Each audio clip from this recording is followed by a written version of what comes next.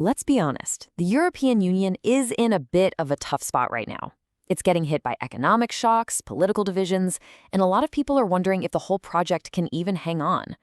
But what if the answer wasn't to pump the brakes, but for a core group to just slam on the accelerator? We're about to dive into a pretty radical idea that could either be the EU's salvation or the thing that breaks it for good. So where are we getting this from?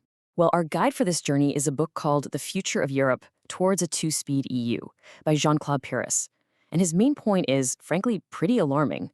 He argues that without some kind of fundamental redesign, the EU isn't just facing a bump in the road, it's on a path toward just fading away. And we're not talking about small potatoes here. The stakes are incredibly high. Paris warns that the EU is in real danger of becoming irrelevant at the exact moment its members need it the most to handle all the huge global challenges coming their way. So this isn't just some academic thought experiment. It's about the future stability and clout of an entire continent. Okay, so you might be asking, who is this Jean-Claude Pires and why should we listen to him?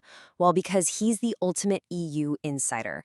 This is a guy who was the legal counsel of the EU Council. He was literally in the room, helping write the very treaties that built the modern EU, from Maastricht all the way to Lisbon.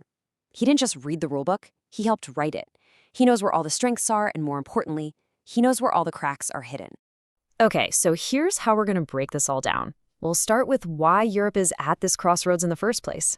Then we'll get into the 5 big imbalances that he says are shaking the foundations. After that, we'll look at the other possible paths forward before we get to the main event, his two-speed proposal. And we'll wrap up with the really tough questions that nobody has an easy answer for. All right, first up, Europe at a crossroads. So let's really dig into the why. What's the problem that's so big it would make someone like him call for such a radical change? Now, Pires is quick to point out, it's not all doom and gloom. Not at all.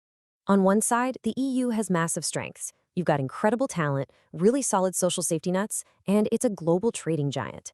But on the flip side, you've got some serious drags holding it back.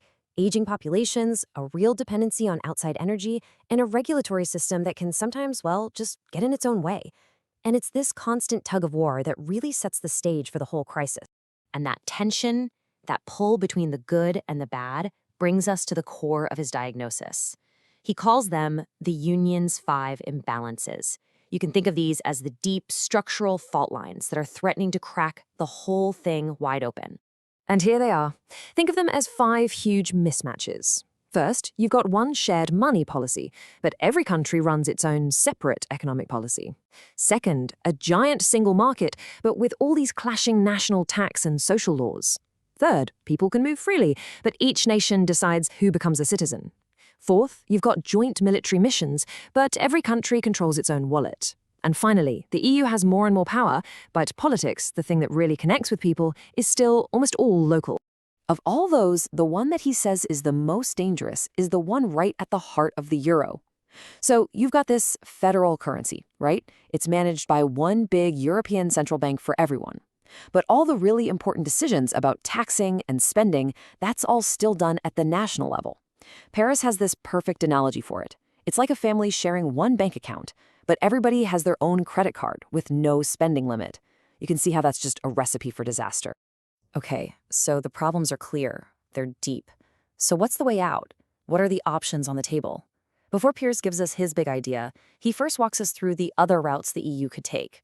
He basically sees 3 ways this could go. First, what you might call the heroic option. Try to get everyone to agree on another massive and, frankly, politically exhausting treaty revision. Option 2 is just muddle through.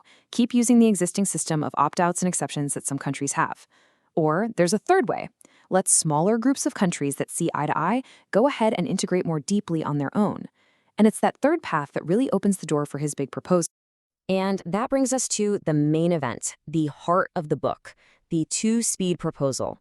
This is his radical solution for a union that's just become too big and too different to move at one single speed anymore.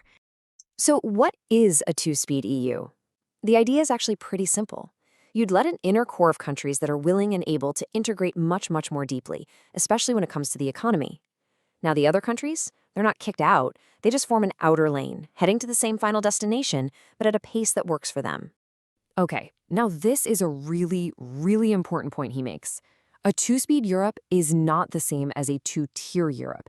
A two-tier system suggests there's a permanent divide, first-class and second-class members with totally different goals. His idea is different. It keeps the same destination for everyone, a stronger union.